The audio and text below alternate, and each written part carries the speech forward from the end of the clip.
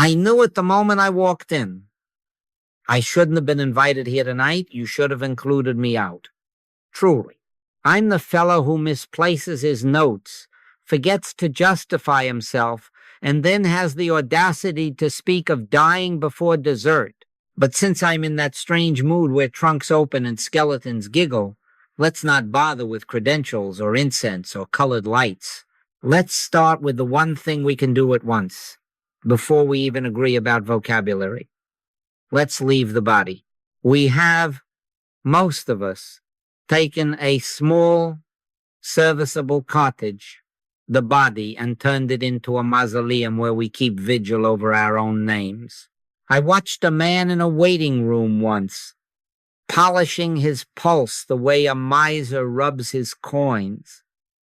Another kept rearranging his breath as if it were furniture that might impress a disapproving aunt. This is our hidden crisis. We have moved in as tenants to a place meant to be a tool shed. We pay rent in fear, and the landlord is our imagination. Now, do hear this, because it will sound like blasphemy to humanhood and like home to the God self. It's a tomb if you're living inside of it. It's only a body if you're outside using it as an instrument. It is the spirit that quickeneth. The flesh profiteth nothing. Those are not my words. They are the Master's. And again, in him we live and move and have our being, not in the pancreas, not in the lab report, not even in this agreeable face that shaves in the morning. If you put your name, your hope, your prayer inside bone and blood, you will discover dampness where joy should be.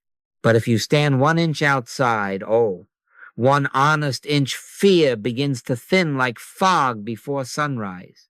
Am I asking you to despise the instrument?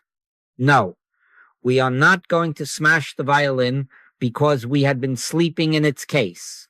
We will tune it, carry it lightly, and play what is given us to play without moving in. The promise is simple and it begins instantly. Relocate identity and panic loses its address. I die daily, said Paul.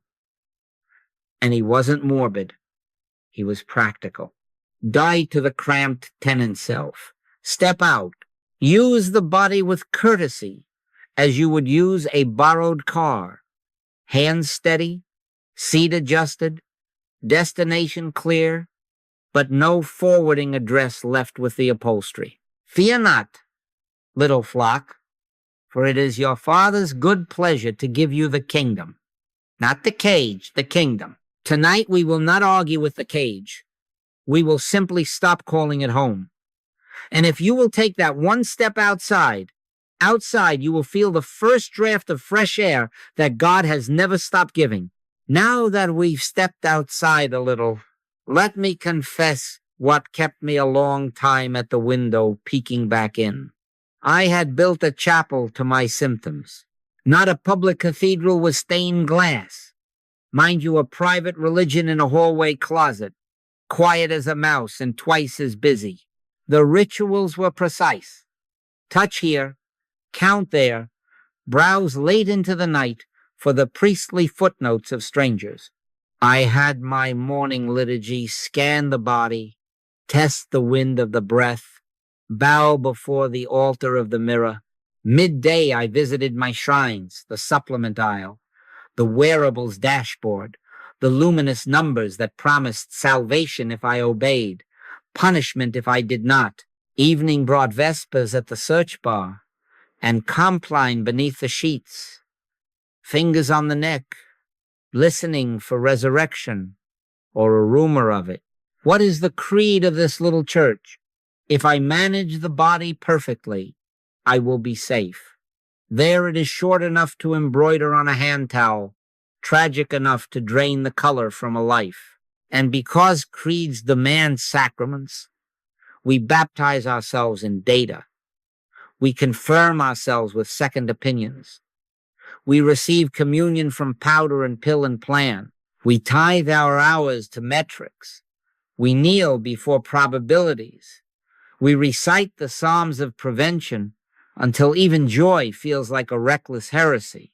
Do you think the infinite becomes finite just because a number blinked red? Do you think omnipresence takes up a stethoscope to see whether it still exists at resting heart rate? Do you think love forgets itself until you close a ring on a wrist? Which of you, by taking thought, can add 1 cubit unto his stature? Are we going to make the master a liar, so a graph may be true? Take no thought for your life, what ye shall eat, or what ye shall drink, for your Father knoweth that ye have need of these things. And still we take thought, and thought, and thought, until thought takes us. I am not scolding. I am naming the cost. The first levy is our face. The sparkle retreats. The mouth grows busy while the eyes go dim. The atmosphere around us becomes clinical, air-conditioned, uninhabited. The second levy is our world shrunk now to symptom weather. Today's forecast, scattered pins and needles with a high chance of rumination. Tomorrow, a reading to worship or to fear. We stop visiting friends and start visiting forums. We stop tasting food and start tasting reassurance. We stop praying and start pleading with digits. And then, because all idols are hungry, we discover that the more we feed this God, the more it requires. The less we live, the more it promises life. Little children, keep yourselves from idols. That is not an insult. That is a lullaby from a wiser room. The false God here is not the body. It is the body as self, the address to which we send our name and then wait for safety to be mailed back. But safety does not live at that address. Perfect love casteth out fear. Not perfect supplementation, not perfect vigilance, perfect love. And love, to be perfect, must be impersonal enough to hold even this flesh without anxiety. Tender enough to place a hand upon the instrument without moving into its case. So let us diagnose it plainly. Health anxiety is worship, meticulous and exhausting, a midnight mass to a God that cannot give what it promises. We will not break its statues by anger. We will simply stop lighting candles to it. Step outside again just an inch and watch how the altar collapses into lumber and the numbers into marbles to play with. Seek first the kingdom, not the chart, the God self, not the tenant self, and all these things shall be added, including the sane, simple care of a body, used lightly and loved without fear. Let's ask the kindergarten questions, the kind the soul understands and the scholar forgets. Do you think God is nervous about your lab results? Do you think the infinite wakes at 3 a.m. to check a number that glowed amber yesterday? Do you imagine omnipresence stepping onto the bathroom scale, holding its breath to charm the needle upward or down? Do you believe love, capital L, counts steps to make sure love still lives? Do you suspect spirit carries a wallet of metrics and presents them at heaven's door to prove continued eligibility? Or, simpler, do you think the God self of you, the life that is one with life, can be punctured by a statistic? If you reply sensibly, of course not, then who is the one wringing the hands? Who is the parishioner in the chapel of digits lighting candles to probabilities? Not the God self, the humanhood, the tenant self who moved into the instrument and affixed your name to the serial number. The trembling is a function of the address you have chosen. Live at the address called "This Body Is Me," and every courier will find you fear, prophecy, doom, even the polite ones who introduce themselves as just data. Step outside that address 1 inch of honest being and watch how the postman cannot deliver. Be still and know that I am God, not be frantic and measure that I am tissue. I and my Father are one, not two, one. If identity is one, where can threat attach? Where is the spare corner on oneness for fear to paste its sticker? If the life you are is not parceled but indivisible, what hook can the panic find? It needs a seam. Oneness has no seam. It needs a door left ajar. Oneness is not a house with rooms. It is the life in which houses and rooms appear and disappear like shadows in noon sun. Let's twist the Bible upside down just long enough to read it right side up. Your life is hid with Christ in God. If life is hid with Christ in God, tell me which reagent reveals it, which microscope locates it, which algorithm can calculate it. Is not the life more than meat, and the body than raiment? More than meat means not meat. More than raiment means not raiment. Do you see? We have asked the coat to be the person, and then panicked when the dry cleaner was late. Do you think the God self catches fevers, or catches interest rates rising, or catches averages falling, or catches headlines like Cole's? No. The God self witnesses and governs. The humanhood trembles and submits. And the instant we mistake instrument for identity, panic is born the way a shadow is born, by stepping between the light and the ground, and then blaming the ground for being dark. Move 1 inch, and the shadow is nowhere. Move identity 1 inch, and fear loses jurisdiction. If identity is one, where can threat attach? Say it with me. Until it is not a slogan, but a seeing. This does not make a mockery of care. It makes a mockery of bondage. Look at the master. Storm's raging, and he's sleeping. Accusers raging, and he's silent. Death raging, and he walking out, leaving grave clothes neatly folded, as if to say, a fine garment, but not my address. Fear not, he said to a jittery world. Who speaks that way except one who is not living inside a pulse? Do you think he checked the winds with an app before saying, peace be still? Or did peace say it to the winds through the one who refused to be their tenant?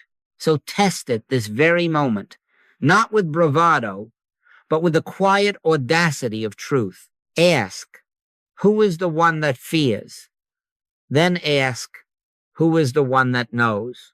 Then let the knower answer out of its own atmosphere. I am not an object in a universe of threats.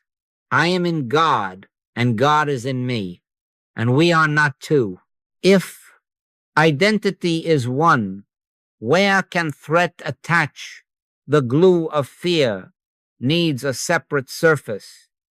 On oneness, it slides off, and when it slides off, the body you had been haunting is free again to be what it was issued to be, not a tomb to live in, but a tool to use lightly, as we shall see. Now let's put our hands on the knob of this door and turn it. The body, what is it when we stop forwarding our mail there? It is an automobile. We jump in to travel.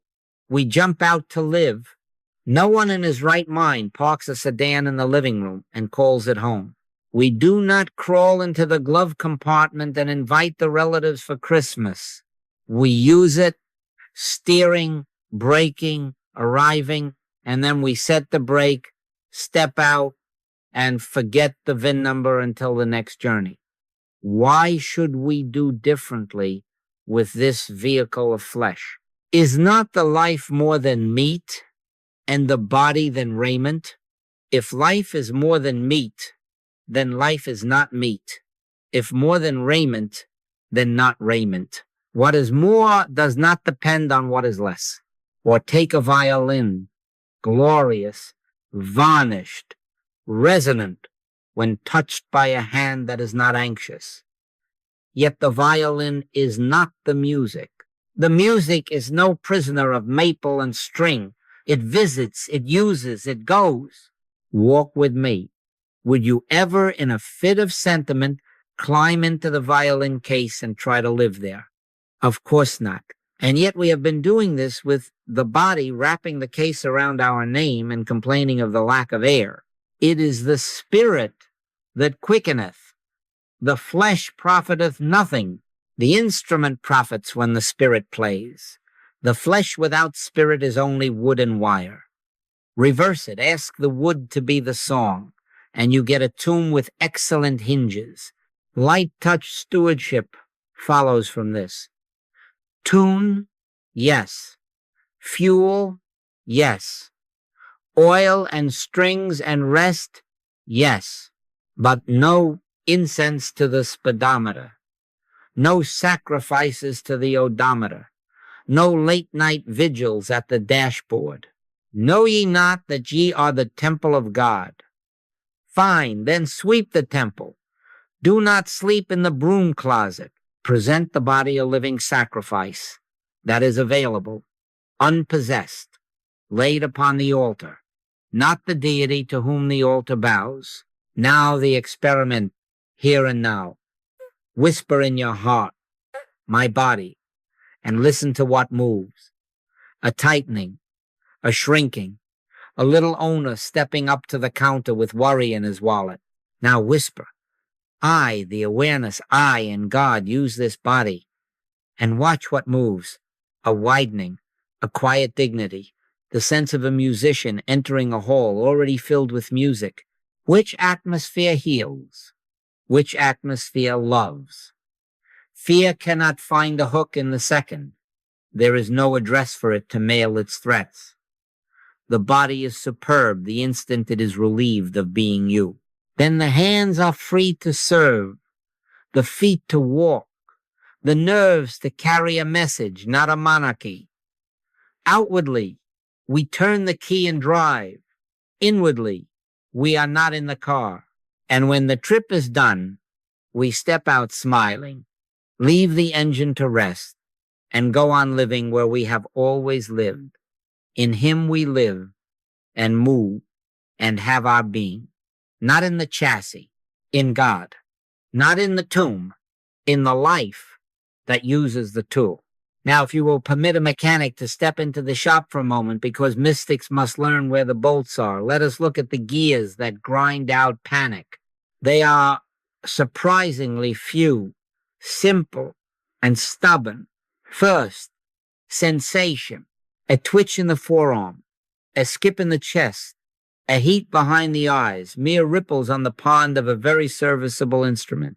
Second, personalization. The little tenant rushes out with a flag and stamps his name on the ripple. My pain, my heart, my peril. Third, fixation. Eyes narrow to a dot. Attention glues itself to the dashboard like a devoted, trembling night watchman. And every innocent light looks like a siren. Fourth, panic. Chemicals obey a king they never should have known. Breath becomes a clerk. Muscles become accomplices.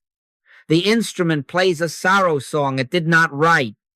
Sensation, personalization, fixation, panic. That is the chain. That is the captivity. Who forged it? Not the God self. The God self does not read tremors as treason. Who, then, humanhood, our dear, anxious tenant who moved his bed into the glove compartment and then complained of legroom? Do you see how innocent the beginning is? Sensation is not sin. It is weather. A violin string buzzes because the air decided to remember itself.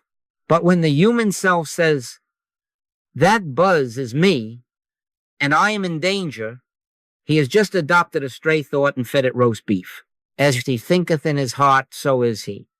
Think, I am a threatened body, and the body obedient servant that it is attempts to prove you correct. Think I in God am using a well-made instrument, and the instrument leans back into tune. Physiology follows metaphysics. The nervous system borrows its climate from identity. Set the thermostat of being to fear, and sweat appears. Set it to peace, and the room discovers windows.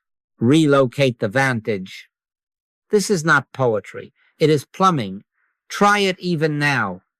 A sensation speaks very well. Instead of, "This is happening to me," answer, "This is a signal in an instrument, not a verdict on me." Instead of "my heart," say, "the heart of this body." Instead of "I am in danger," say, "I in God am undisturbable." The instrument requests maintenance, not mourning. "Let not your heart be troubled," said the Master, which, upside down and then right side up, means do not hand your identity to the trouble and call it yours. Set your affection on things above, not on things on the earth. Not because above is prettier, but because above is where you actually live. When you move attention to where you live, God. Presence. The one, watch what happens to the biology that was faithfully echoing your misidentification. Shoulders unlearn their hunch. Breath stops counting coins and remembers wind. The pulse, no longer held as king, returns to being a competent courier. You may protest, but the sensation persists. Sometimes it will, sometimes it won't. That is not our department. Our department is where identity lives. Thou wilt keep him in perfect peace, whose mind is stayed on thee, not whose data is stayed on digits, whose mind, whose reference, whose address is stayed on God. Peace first. Adjustment follows. Yes, be ye transformed by the renewing of your mind. Before the labors of stretching and supplementing, renew mind, renew address. The transformation that matters is not a miracle on a graph. It is the miracle of one replacing two. I and the Father are one. Therefore, I am not an inmate of tissue. Practice micro-pivots until they become reflex. Name it sensation, not self. Translate the pronoun from me to this instrument. Bless the tool. Do the obvious sane care. And then return to the room where you actually live. Whisper, even in the crowd, "I am awareness in God employing a body," and let the whisper perform its surgery on the nervous system. You will think you have done nothing. Your body will report otherwise. Fear runs a courthouse that only has jurisdiction over the citizen who files papers as separate and body-bound. Withdraw the filing. Live as the one you are. And if the sheriff of panic still knocks, he will find no one home. Where the Spirit of the Lord is, there is liberty. Liberty again and again and again until the chain that once hauled you into dread is only a length of harmless rope coiled on the floor of a shop where God is the only master. Now I am going to be unromantic and helpful, like a good mechanic who hands you the wrench and wipes the grease on his own pants. If identity moves fear, then practice must move identity often, briefly, and without ceremony until outside the body is as native to you as breathing used to be when you forgot to worry about it. 3 mini exits, dear ones, small doors. Use them until the hinges squeak with holiness. First, the instrument inventory. Do it the way you would check a violin before the concert or a car before a trip. Name 3 functions the body is performing calmly, presently, and then name who is not performing them. Right now, without drama, this breath is being breathed. These eyes are receiving light. This heart is circulating blood. And now the clarifying stroke. None of these are me. Do you think you pump your blood with your opinions? Do you think you dilate a pupil with anxiety? Do you think you order oxygen like a shopkeeper counts coins at closing time? No. He giveth to all life and breath and all things. Say it in your language. Life is living this instrument. I am not the instrument. 15 seconds, and the floor of being is back under your feet. 15 seconds, and the little tenant loosens his grip on the doorknob. Second, the silent red letter minute. 1 minute. Set it. Keep it anywhere. Not a quotation contest. A living communion. Take a single truth of the Master, twist it upside down in love, and let it speak as you, to you, in you. I and my Father are one. Rephrase until it warms. I live in God, and God lives me. There isn't room here for two frightened selves. Or, fear not, little flock, render it intimate. I am held before I ask, supplied before I search. Or, be still and know that I am God, becomes I release the wheel. Presence is the road, the destination, and the driver.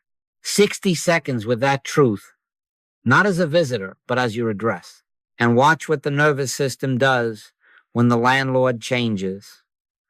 Thou wilt keep him in perfect peace, whose mind is stayed on thee, stayed, not sprayed, fixed, not fluttering. This is the minute that refurnishes the room you live in. Third, the driver's door drill. Feel a symptom nip at your ankle. Hear the siren in the dashboard. Do not argue with the car. Exit it.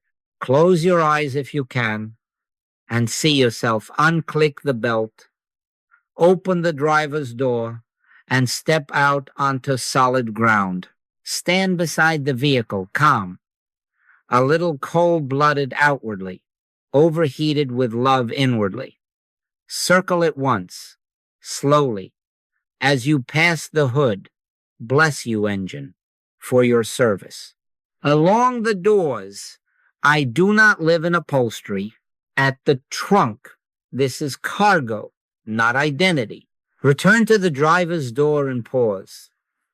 Ask, do I need to drive now, or can I walk in God a moment longer? If you must re-enter, do so as a musician returns to the instrument on purpose, without moving into the case. If you do not, leave the door closed and let presence handle the traffic. 2 imaginal minutes, and the tomb is a tool again. Set timings as you would set meals, because spirit has meal times too. On waking, before the eyes, volunteer for their old job of scanning for trouble. Take the instrument inventory and the red letter minute. Before meals, while the plate is still only a rumor, step out the driver's door. Eat from presence first, then let the body eat. At symptom onset, any symptom, be it body, money, or headlines, do all 3 inventory, red letter, driver's door, in any order, because order is not the savior. Identity is seek ye first the kingdom of God and his righteousness, and all these things shall be added unto you. Rephrase it as you apply it. Place identity first. Let function follow. Will you forget? Daily. That is fine. Die daily. Will you repeat yourself? Good. Truth is strong tea and must be steeped. Will anyone applaud? No one. No one. But the face will change. The eyes will remember their sparkle. The atmosphere around you will grow unanxious. Fear will come to deliver its mail and find you have moved without a forwarding address. Many exits, practiced simply and stubbornly, will make outside the body as natural as breathing. And then even breathing will feel like God is doing it and you are the song, not the string. Now that you know how to step outside, let us learn how to stand there. Love must become insulation. not anesthesia. Warm within, cool without. Outwardly a little cold-blooded, no tremor in the hand, no theater in the voice, yet inwardly overheated for God and man. This is not hardness, it is holiness. Perfect love casteth out fear. And if fear is still pacing the hallway, it is because human pity has been hired as a guard dog. Pity dramatizes the instrument. Love tends it. Pity moves in and weeps on the upholstery. Love stands outside, wipes the windshield, and checks the tires. Which one heals? Do you think the master pitied the sick as poor, fragile creatures to be coddled? Or did he see through them with a clarity that refused to make a shrine of their symptoms? Daughter, be of good comfort. Thy faith hath made thee whole. That is not coddling. That is recognition, the God self addressing the God capacity behind the trembling. Love is impersonal enough to refuse your body a melodrama, and personal enough to fetch it a glass of water, arrange a pillow, and keep vigil without moving in. Be ye therefore wise as serpents and harmless as doves. Wise enough to see through the panic, harmless enough to do the humane act without worshiping it. Audit your self-talk this night. Remove scolding. Remove pleading. No more. Why can't you behave, you stupid knee? No more. Oh, please, body, don't fail me now. I'll be so good tomorrow. That is the ego bargaining with its own glove. Speak as a trusted technician who serves under one life.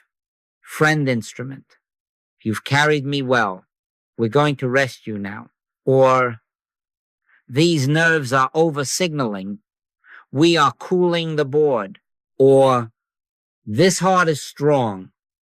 We'll give it quiet and let God be the rhythm. Short, untheatrical, respectful, let your communication be. Yea, yea, nay, nay. Clear words. No whimpering. No whip. And then do the obvious sane thing. Food, water, medicine, stillness, without moving identity. 1 inch. Extend it to every body you meet. If this flesh is not your home but your tool, neither is theirs their home. Refuse to pity the patient into a cage. Refuse to admire the athlete into a shrine. Treat each as a violin on God's shoulder.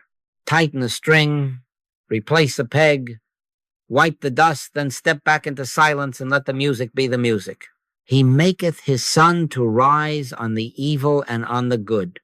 Universal light, universal care, no favorites, no tribal clutching, no anxious hovering that drains both parties and heals neither. Our love must be so steady that a child stops performing her pain to get it, so unsticky that an enemy can be blessed without our moving into his story to drown. This is the monastic life in the marketplace, no emotional interchange. The heart burning for Christ and all, the hands cool with skill. Practice this on your own flesh first, because that is the loudest beggar at your door. When a sensation knocks, answer as a steward, not a spouse. When fatigue speaks, honor the limit and refuse the lament. When strength returns, do not boast over it as if you had manufactured wind. Glorify God in your body and in your spirit, which are God's. Not glorify the body, glorify God by using the body well and lightly. Impersonal love will heal more than a lifetime of anxious pity, because it refuses to make a graven image out of dust while bathing the dust with quiet kindness. Warm within, cool without. This is how we keep the violin singing without climbing into the case to suffocate with it. This is how the tomb keeps forgetting it was ever anything but a tool. I have to admit, another beggar at the door, and he wears a halo. I bought him. When the fear cooled, when the love learned to stand outside the case, A subtler voice cleared its throat and said, "Very well then. If I cannot own the body by trembling over it, I will own it by managing it to saintly applause. My clean diet, my protocols, my superior calm." Do you hear the pronouns creak with vanity? I began to preen over the very lightness I had been given, lighting candles to my meal plan, polishing the mirror of my restraint, feeling a spiritual breeze because the soup had no cream. Outwardly cold-blooded, inwardly overheated, yes, but for whom? For God? Or for the clever tenant who found a way to be holy about groceries? Let me ask you the kindergarten questions again. Do you think God is impressed with your macros? Do you think omnipresence clips an article and says, "Have you read his supplement stack?" Do you think the God self submits its meditation minutes to heaven like expense reports? Not by might nor by power, but by my spirit, saith the Lord. Not by protocol, not by program, but by presence. I am not mocking care. I am exposing the costume of pride. We traded frantic superstition for curated superiority and called it awakening. We stopped worshiping numbers with a tremor and started worshiping them with a smirk. Same altar, different hymn. Watch the seesaw. The labs come back singing glory in the highest. Psalms in the pantry. The scale leans our way, hallelujah, to the lemon water. Then a reading dips. A metric sulks. The heart fidgets on a Tuesday. And down we go into sackcloth, disguised as wool athleisure. Elation. Despair. Up. Down. And every inch of the ride strapped to the body is self. The instrument is a dress. He that exalteth himself shall be abased, and he that humbleth himself shall be exalted. Upside down and then right side up. Self that exalts in metrics must fall with metrics. Self that disappears into God cannot be tossed by gadgets. Here is the dark night honesty. The personal self cannot be perfected. It cannot be domesticated into sainthood by smoothies or silence or stoicism. It must be relinquished daily, and then daily again. I die daily, said the apostle. Except a corn of wheat fall into the ground and die, it abideth alone. Let's twist that Bible upside down. Unless the me and my body falls and is lost to its own management, it abides alone with its charts. But if it dies, it brings forth much life. And even the charts behave like servants again.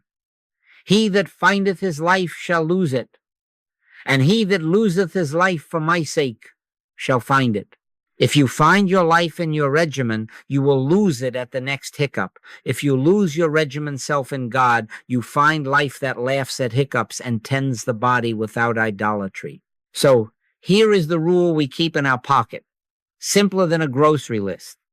Subtract before you add. Before the next practice, subtract the practitioner.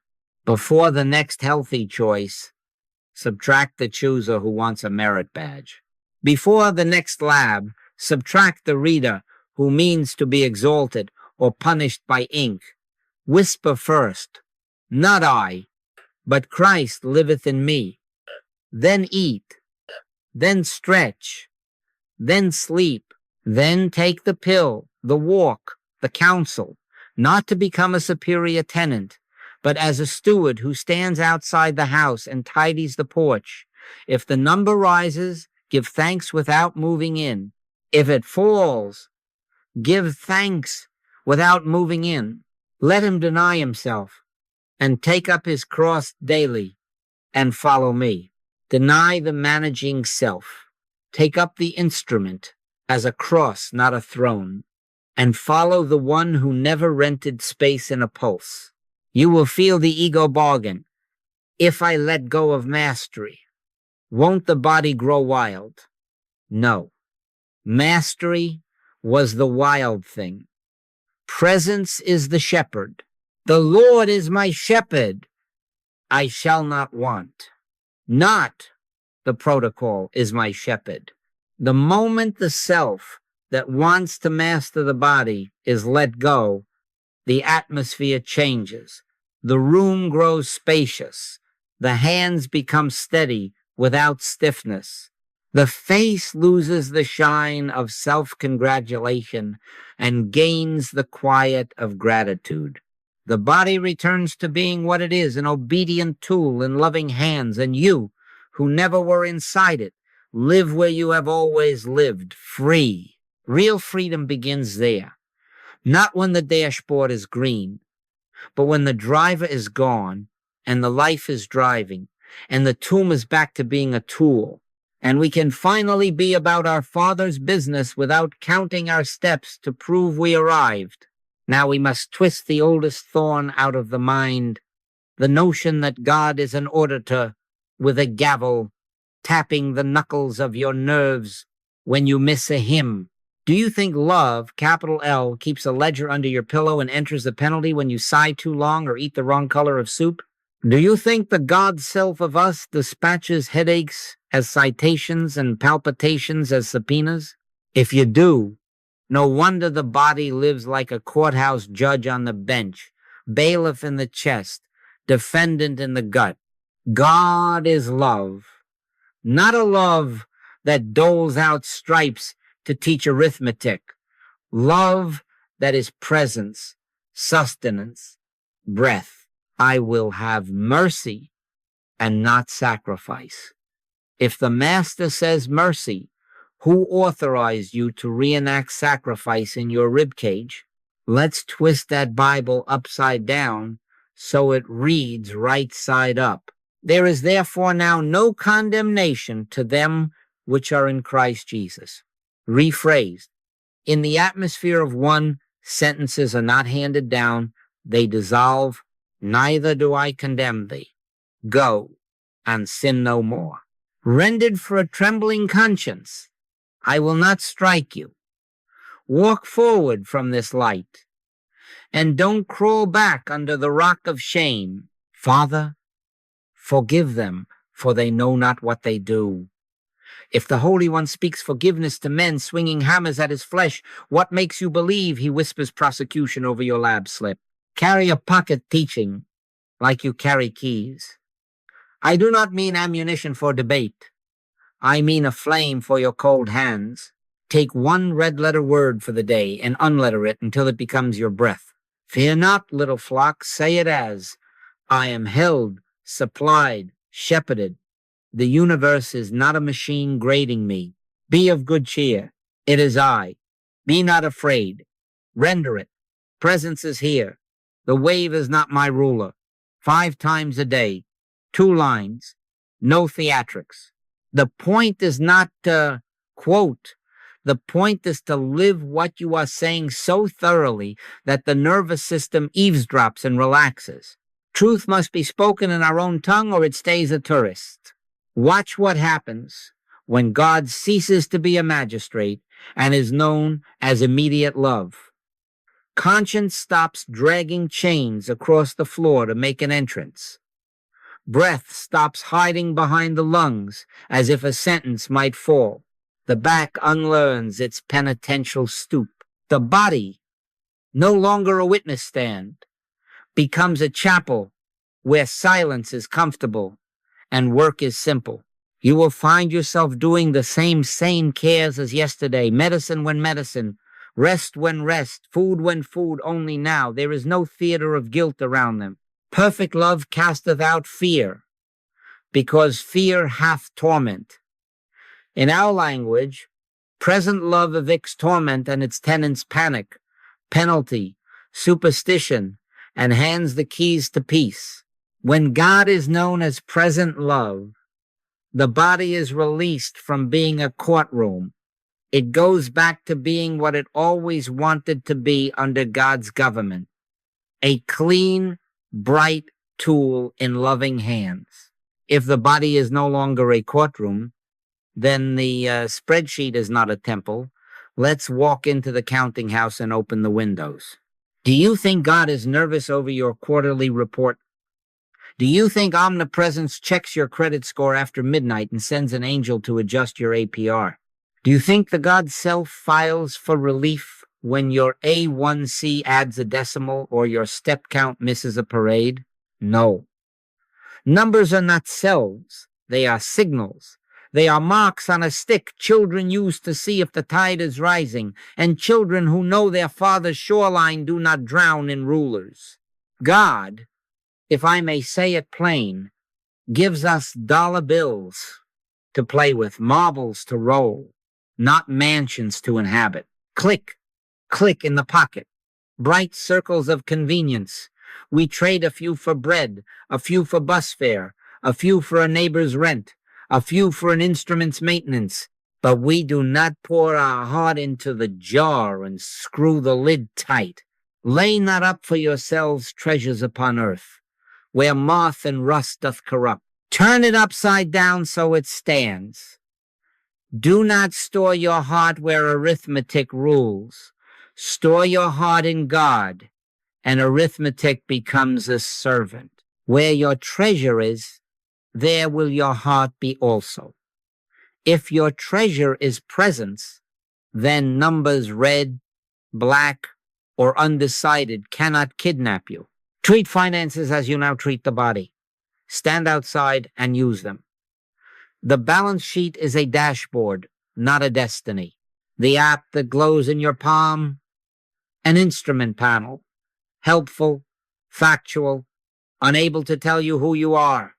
The scale, the cuff, the ledger in form, they do not enthrone. The pilot is not a digit.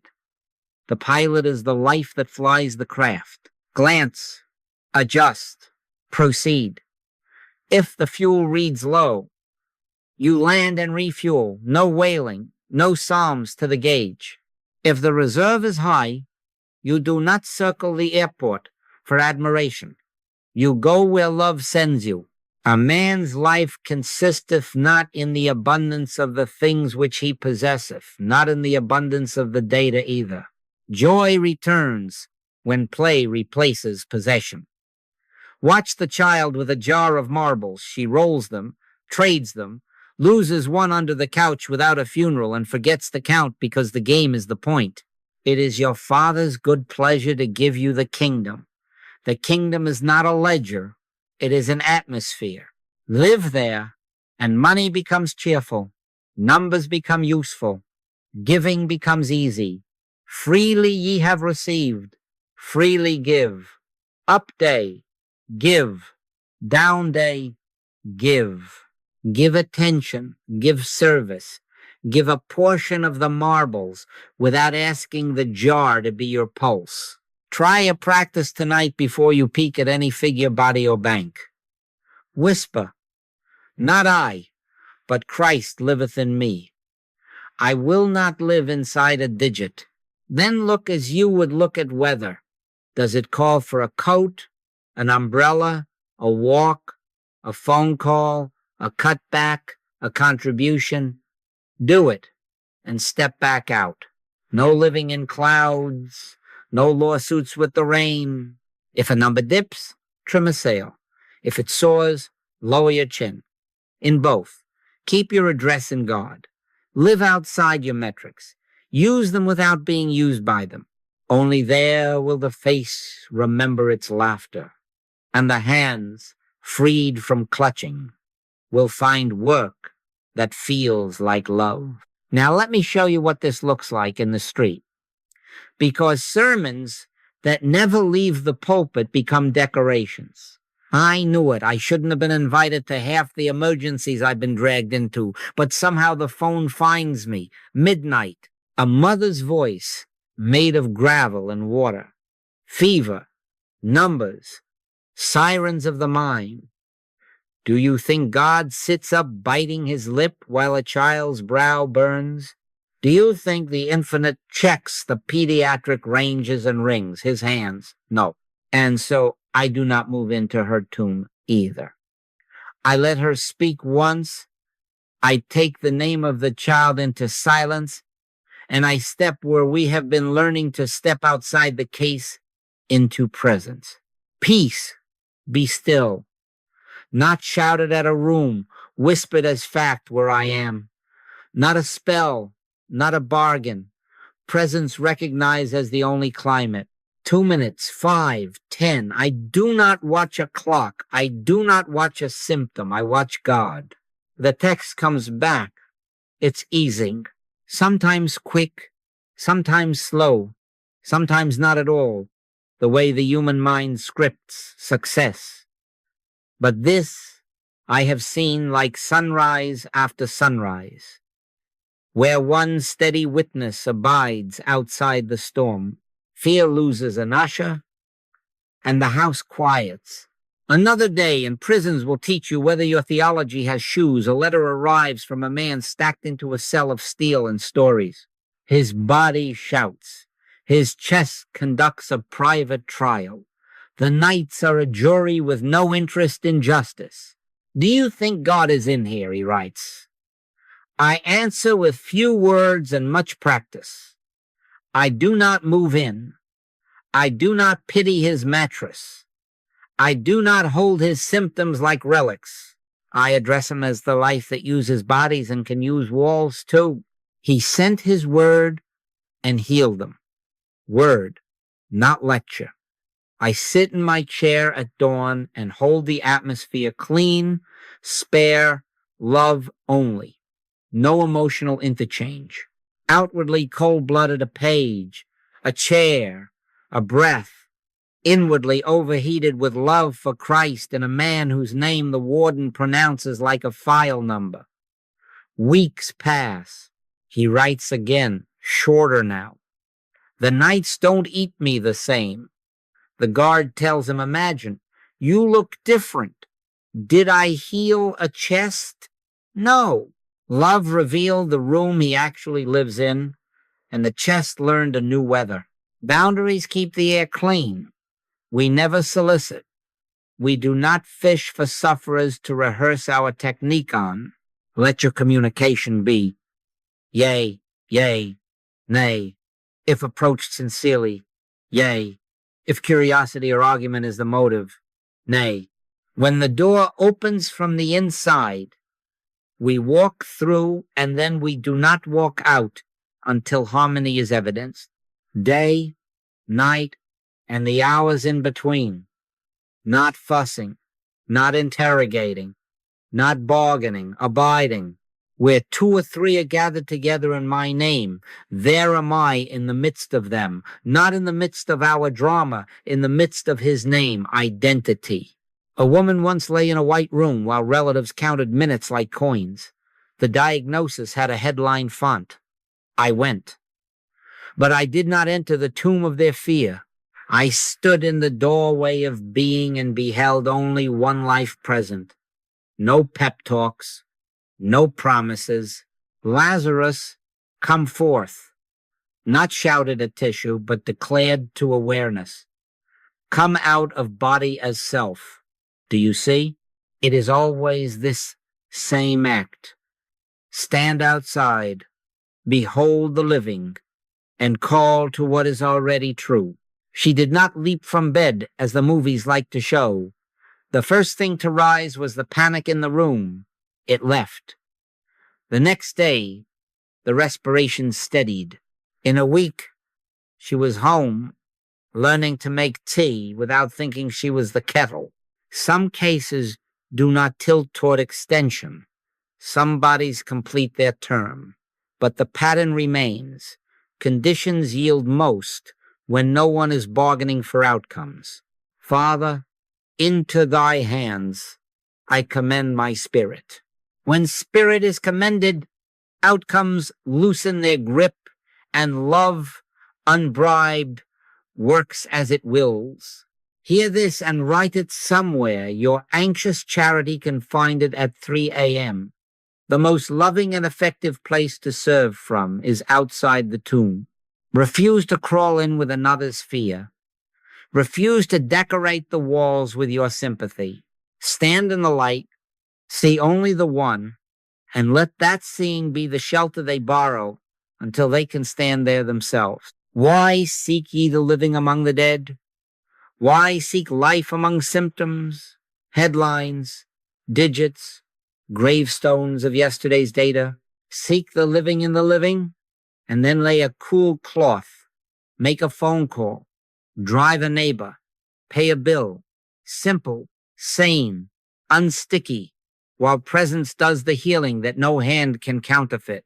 This is service without moving in. This is charity without chains. This is the cold hand and the burning heart. And fear, finding no tenant to welcome it, goes away looking for a house that still believes in tombs. I would like to make this ordinary now, untheatrical, because holiness must be quietly domestic if it is to last past Sunday. We cannot live on a single rescue or an occasional rapture. Daily dying, daily using, that is the rule. Lightness must be scheduled like bread, not treated like dessert. I die daily, said the apostle.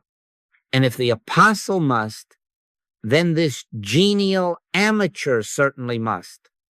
So, morning to night, a simple circuit. Subtract, tune, give thanks. And all the day, measure by joy, not by dashboards, not by digits, not by size, but by the inner spring that proves you are living outside the body in God. Morning first, when the mind wants to move back into its old apartment and redecorate it with plans. Before you touch a device, before you count the pulse, subtract the owner, sit on the edge of the bed long enough to remember you do not live there. Whisper, not I, but Christ liveth in me. Or, in your tongue, I am not a little manager waking up to fix a planet. I am life lived by life. This is the day which the Lord hath made. We will rejoice and be glad in it. Let it turn over. This is not my day to carry. It is God's day to carry me. Then, without drama, do the instrument inventory. This breath is being breathed. These eyes are receiving light. This heart is circulating blood. And complete the sentence. None of these are me. Take no thought for your life. Which of you, by taking thought, can add 1 cubit unto his stature? Do you think clenching your jaw keeps Saturn in orbit? Do you think a furrow in the brow puts bread on the table of the stars? Release ownership. Stand outside the case. Say the Lord's Prayer once as a citizen of the kingdom, not a clerk trying to impress the king. Then rise and do the first sane thing, water, stretch, silence without moving in. By midday, the strings will have drifted as strings do. Do not call a thunderstorm, call a tuna. 90 seconds is plenty. Step aside from the screen, close the car door of your attention, and circle the instrument in recognition. Where is there friction? Where is there slack? Adjust, don't dramatize. Tune, don't identify. Tighten a thought that went loose. Slacken a thought drawn to snapping. A glass of water instead of a memo to fate. 3 breaths without a speech. Be ye therefore wise as serpents and harmless as doves. Wisdom to perceive the snag. Harmlessness to refuse panic. Let your words be few and straight. Yea, yea, nay. Nay, especially your inward words. A touch of posture here, a moment of stillness there, a plain piece of bread if the blood sugar sings the wrong hymn. Bless the vehicle. Do not move into the upholstery. The question is never, what is failing? It is always, from where am I living? And if the answer is outside, fear cannot find a handle. Now, how shall we measure the day?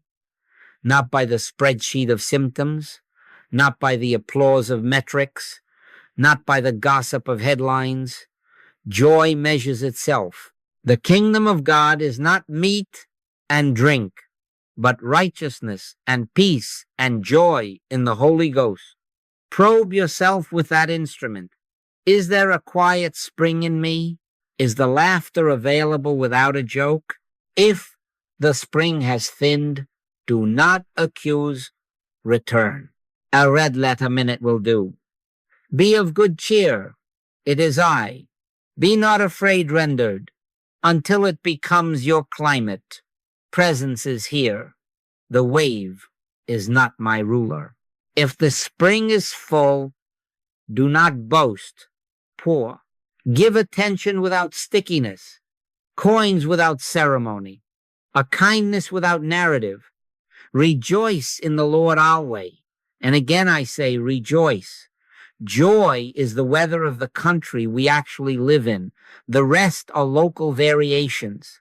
Evening, we hand the instrument back, not as a beaten tool, but as a used one. No audit, no flogging, no scrapbook. Thanksgiving, not analysis. Not by might, nor by power, but by my spirit, saith the Lord. Say it as, not by my cleverness today, but by presence, were these hours carried. Name the simple obediences you were given and performed without ornament, a call returned, a meal eaten without a treaty, a fear noticed and not hired, and lay them down with a thank you that has no invoice stapled to it. Forgive yourself every petty prosecution. There is therefore now no condemnation to them which are in Christ Jesus. Translated, in the atmosphere of one, the courtroom is closed. Then commend the whole day back to the hand it came from. Father, into thy hands I commend my spirit. Let the body be a coat on a chair. Let sleep be Sabbath, not anesthesia. He giveth his beloved sleep. Rest is one who never lived in muscles to begin with. Make this the rule. Step out before you step in. Tune without theater. Give thanks without accounts. Do not wait for a shining mood to begin. Begin, and the shine will find you. You will forget, then die daily. You will repeat, good truth is strong tea. No one is handing out ribbons. No one, but your face will tell on you. Your eyes will remember their old sparkle. Panic will knock and find no tenant. The tomb will keep forgetting it ever had tenants at all. And the body, relieved of its squatter, will sing like a violin on God's shoulder. Lightness, every day. Die to the personal self and use the body lightly. That is all, and it is everything.